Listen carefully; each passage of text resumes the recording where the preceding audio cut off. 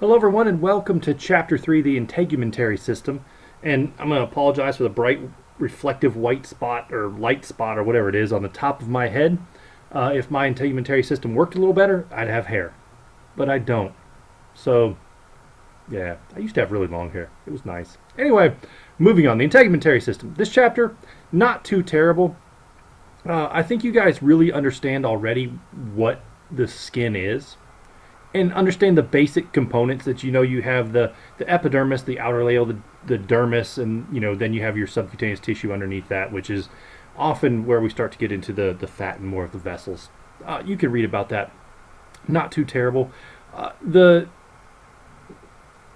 dermis and the epidermis and the subcutaneous layer, they do have a bunch of stuff in there. We have oil glands, we have sweat glands, we have hair, most of us. Our nails, all part of this structure. What's its purpose? Like, why do we have skin? Well, we got to have something to hold us together, right?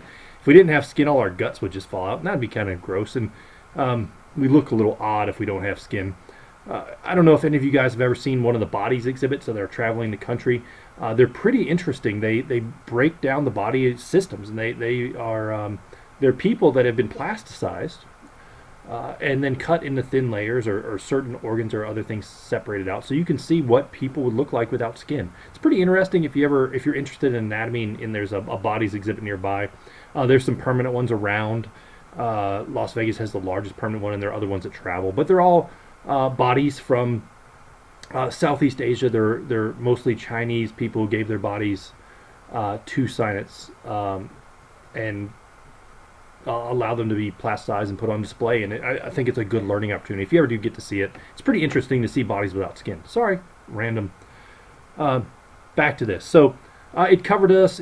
We produce sweat and oil, and both those things are good. If we don't have sweat, we would die of heat stroke, and that's important not to die. And senses stuff, it can tell us when something hurts, or when we're getting cut, or when we're getting burned, or when we're cold. So none of the other parts of the body can sense temperature, so kind of important.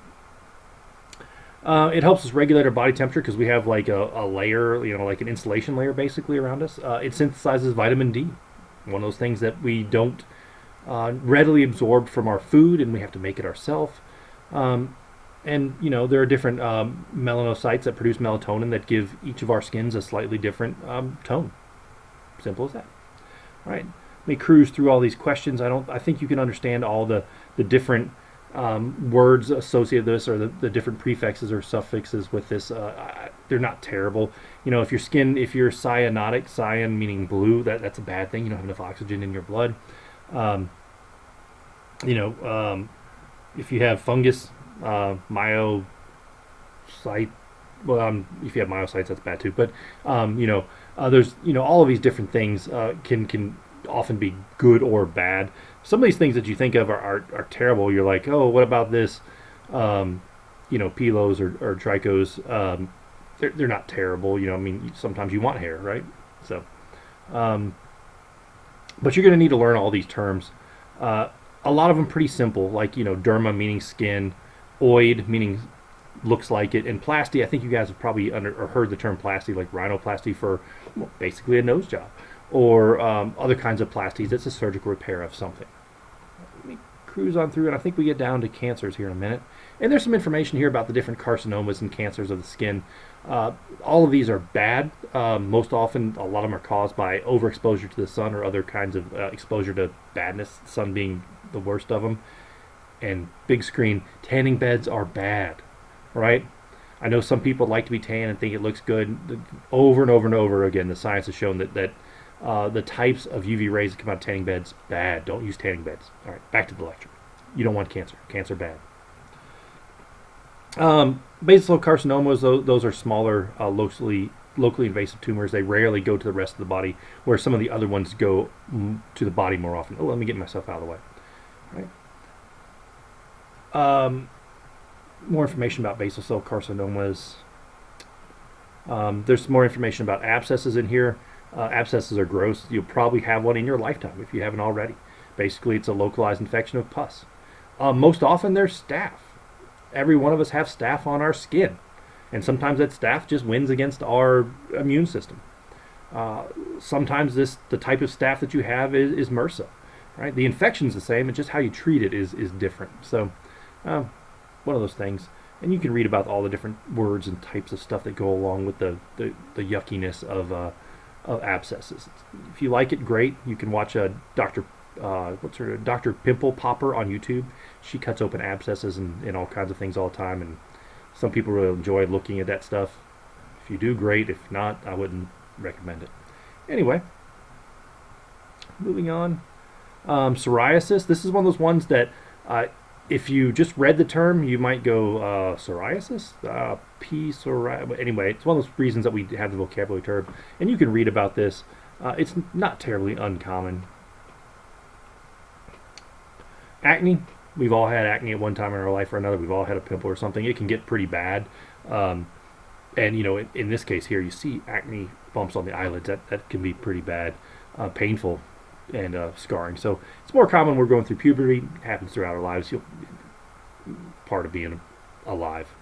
So you can read about the treatment depending on how bad it is. Sometimes it does need medical treatment. Other times, you know, it just kind of goes away on its own. Scabies. Ooh. Yeah. Parasites. We don't want those. All right. One of those things that happen. People get scabies. It gets spread around. Looks like a bunch of little bites almost, and basically that's what it is. It's a rash surrounding little bites. It happens. All right, we try to control it, but you know, it happens. Like, you know, lice happens in elementary school. It happens.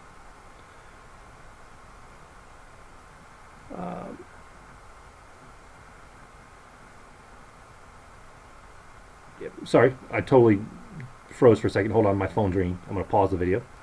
And back to a contagious condition, impetigo. It happens. It's contagious. It's one of those things that spread around people. It can be pretty bad at times. Yeah, it's not fun to have. Just you get antibiotics. You clean the lesions. You try not to spread it from person to person by, you know, getting stuff from one infection to another. And it tends to go away. There's thousands of different types of skin infections that can happen, and the book talks about a bunch of different things. Then talks about some of the other just conditions or procedures that go along with this. So, like alopecia, that's the absence or loss of hair. You know, alopecia happens in some people where they just have no hair, and a lot of times people with alopecia. I have a great friend. She's an ED doc who has alopecia, and everyone's like, "Oh, I'm sorry, you have cancer." And she's like, "No, I have alopecia. That's why I don't have any hair. I don't have cancer. I'm not sick. I'm not dying. Leave me alone." But anyway, alopecia happens. It's not a big deal. Some people just don't have any hair. Debridement, that's basically when we remove necrotic tissue. This can often be pretty painful and ugly. If we're cleaning off necrotic tissue, it's bad. But we get the dead stuff out so the good stuff can heal. Moving forward. There are other things that we can do with the skin. We can do allergy skin tests. So you put little bits of allergen on the skin and see how it reacts. You can do that a number of different ways. Biopsy is a term you need to know. Sometimes we'll cut off a little piece of skin and test it for whatever we think is going on. Inflammations, you guys get that. I&D, we do these with abscesses. It's incise and drain. We cut it open and we let the stuff come out. Mohs surgery, that's a type of surgery we do around cancer. And it's actually very, very,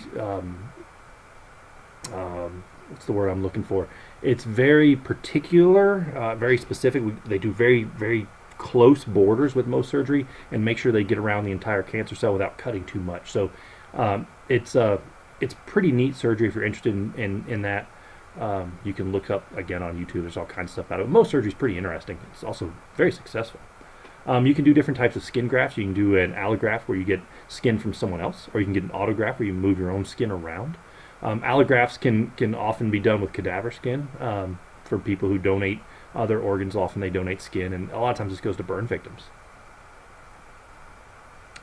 Let's see, moving on in this one, getting close to 9 minutes. I don't think there's too much left in this chapter.